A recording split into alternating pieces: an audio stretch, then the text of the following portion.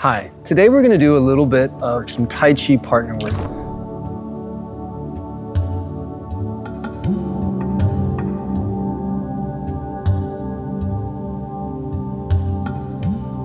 Now, Tai Chi partner work is one of the most fascinating and interesting studies associated with Tai Chi practice. It's oftentimes called Tui Shou, or push hands. Now, it's important to know that when we get into the partner work, that's when really you're stepping into the lineage, the style, how the teacher expresses it, because these drills are passed off literally hand to hand from person to person. So today we're going to focus on some really simple drills that you can probably connect to at home, wherever you're at. And these are purely cooperative. So we can look at things that are trying to build basic somatic awareness, body awareness, improving our awareness of our Tai Chi postures and movements, then to other exercises that build us some martial application and some martial usage. Because as we remember, Tai Chi comes from those martial origins. And so looking at it in a spectrum, we can get a better understanding of it. And as a Tai Chi practitioner, you don't have to understand all the martial applications. It's not necessary, but you want to understand the body method and principles that are necessary to express the art fully. And that's where some really good partner work can come in handy. It helps you open up your waist. It helps you understand how your shoulders are sitting, feel how you're connecting into the pressure of the ground, while also starting to look at your body's natural reactions to external stimulus. One of the concepts of partner work is practice your solo as if you're surrounded by enemies, and your partner work as if alone. This is important because this tells you the starting point for your partner work. Martial applications are not done alone. Those are done with another person. But if partner work starts alone, that means we're not thinking about applications, we're not thinking about those martial things. We're thinking about how is our body moving according to the basic Tai Chi principles. I'm joined by Jada and Maya, who are gonna help me demonstrate two different partner exercises today. The first one we're gonna do is yielding. Now, yielding is a really interesting exercise that helps us prepare for partner work, more advanced partner work, we can say. I always do yielding as the first drill to any sort of partner work I do, whether this is in Tai Chi, in basic Kung Fu, in Chinese wrestling, because it really helps prime the system and get us learning more about our reactions. So this is our first yielding drill. So we're gonna do water. I'm gonna simply push on Maya's shoulders in these different directions. And I'm just pushing on a really simple, direct line through her shoulder. And Maya is responding from all of her joints as if she was made of water. She's relaxing, moving from center, trying to soften. Nice, great job. And so what Maya wants to do is just listen and relax, not respond with tension. And as Jada works her way around, pushing on all these different spots, Maya gets to learn a little bit more about how her body responds, where she might be carrying a little bit of extra tension, carrying a little extra awareness or a lack of awareness. It's just a learning experience. Each time returning back to center as if drawn there by a magnet. And then Jada's getting the experience of grounding her feet, pushing on a line, feeling Maya's response. So there's learning here going on how to work together by both people. When the person who's pushing has a really important job, because we don't want to just go and kind of push willy-nilly or right? This doesn't give your partner a chance to react. So what we want to do is put our hand and just connect first. Give them a chance to relax and ground. And then my push is not a heat-seeking missile to their center. It's just on a line going across the shoulder girdle. And then it comes back. That way, it's a clear input for your partner to work with. And every time I ground my feet, so I can feel my push extending out from my shoulder, extending out from my shoulder. This is gonna come into play in our very next drill. Jada can go ahead and push on me a little bit, and I'm gonna be water.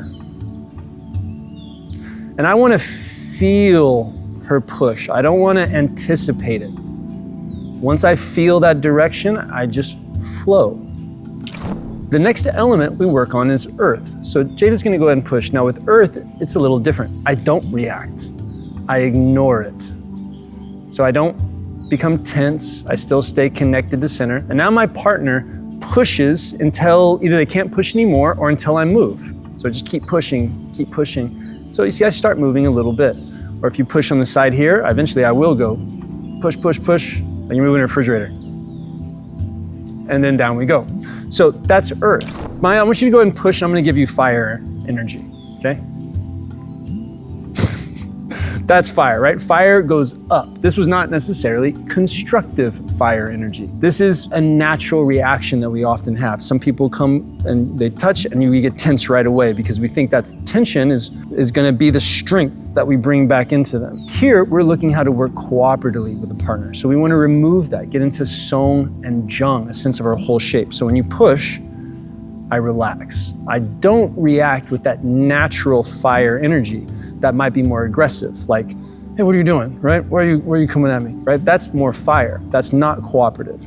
So we already have that. So as you push, we want to be water or earth, where we tend to just ground it. This is the best practice for your yielding. Just doing a little bit of standing, finding your joints, finding your relationship to the arms, the feet, the center, just those basic Tai Chi concepts. And then take that idea of water, earth, and find a little bit of motion and awareness at the joints. And just use that to connect to the partner practice. That will create a connection between your partner work and your solo work. Then we can also come into here. This is our single arm circles. So we're gonna go just like we did with our partner, extending forward and back. And when we work with a solo movement now, we can practice as if surrounded by enemies. So maybe your partner's there again, and you're working on those concepts.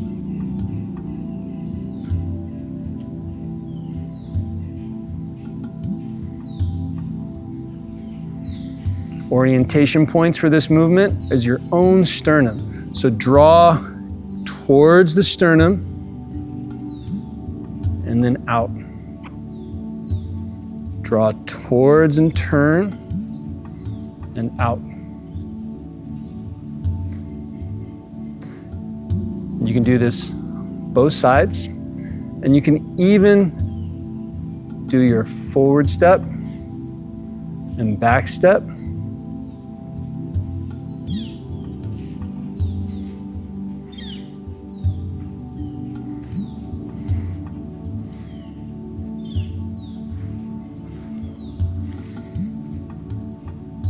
Just like with your partner, and coming to a rest. So you can incorporate those movements and those intentions into your solo practice, and then you create that positive feedback loop between your partner work and your solo work.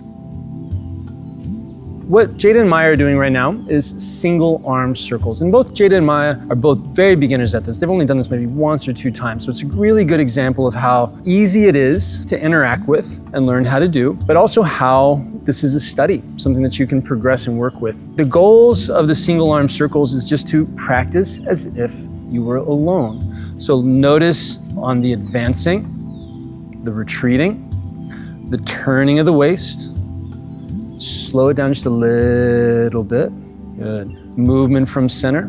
What we're looking for first is not get caught up in the connection points. What are the basic Tai Chi energies? Advance, turn the waist, retreat. So we advance, turn the waist,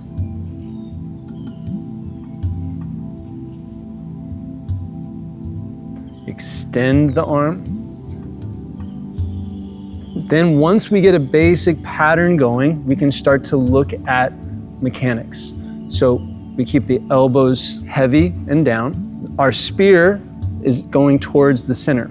So when I go forward, I'm going towards center. And here, as I relax, I keep my elbow down. I can feel that that's coming towards center. And as she moves forward, I follow it and I turn together. And that gets my hand where it needs to be. Now, as we move forward, we want to find when we're in the front of our stance, and instead of leaning, we extend. And then here, instead of leaning, we turn. The other hand can either go on the hip, can go on the center, can hang relaxed. Eventually, we can use it. Creates a nice, connected practice. What partner work is great for is getting our shoulders and our hips moving together, getting us to relax a little bit more to center. Good. Some other things to think about. When we step in, our connection points, we want to be with the forearm. A great analogy for the hand is like a spear, okay? Because it kind of has that spear shape. We don't want to be clanging spears or hooking the edges of our spear. We want to be on the staff part, the pole part, feeling that. Then we can also bring some intention to our foot. So each time I go in, I can lift this back. This increases the challenge a little bit, makes me feel this full extension. Then I can go forward, good. That also helps me feel when I pedal it down, so I can know when I've gone to the right spot. I haven't leaned too far forward. If I lean too far forward, I might lose extension. Now, we're taking turns leading and following each time. That's where the challenge is, and where sometimes our mechanics get confused because how we lead and how we follow is different. I am the leader right now because I am going forward. I'm in charge of the speed, okay? So I want the speed to be constant, not fast. This is not a game of gotcha, it's cooperative. So I'm in charge of speed. I go nice and easy. Now we've changed jobs. She's in charge of speed, and the speed should not change. The speed should stay the same. Now, the follower, which is me, and now Jada, they're in charge of pressure.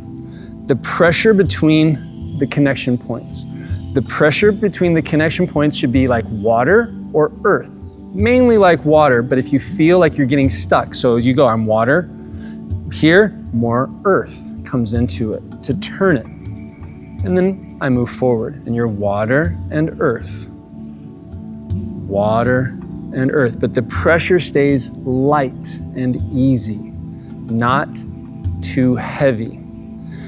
This is where a lot of the common, let's say, pitfalls of push hands practice will come in. The leader will interpret the change in pressure as a need to chase. Then you're not the leader, you're the follower. So you stay constant, because if I feel that light pressure and I speed up, that changes things. I need to stay constant, practicing as if alone. So now we're gonna do what we call living step. When we don't move our feet, this is ding bu, fixed step, right? So we'll do fixed step first. And then living step, all we do is bring the feet together with each step. So when I move forward, I bring my back foot to my front foot. Maya brings her front foot to her back foot. And then step forward. And I can get a little bit more distance with this, can't I? Step back. Step forward, and I still go for center and extend. And there's still a leader and a follower. All those other concepts are still there. All right, so there's our single hand circles. It is more challenging than it looks to work these simple movements with another partner, which is why having all of these concepts is a great way to interact with it. It gives us something to study together. It's a shared practice where we're working together to create our circles, to create the yielding experience, to create the stepping pattern, to know who's a leader and a follower. And it becomes a really great shared practice and an extension of your Tai Chi. If you'd like to continue exploring, we've designed a 7-day Qigong and Tai Chi challenge to support your daily routine, guiding you step by step through gentle, mindful practice. It's free to access for 7 days, giving you the chance to experience how these practices can support you. Check the link below.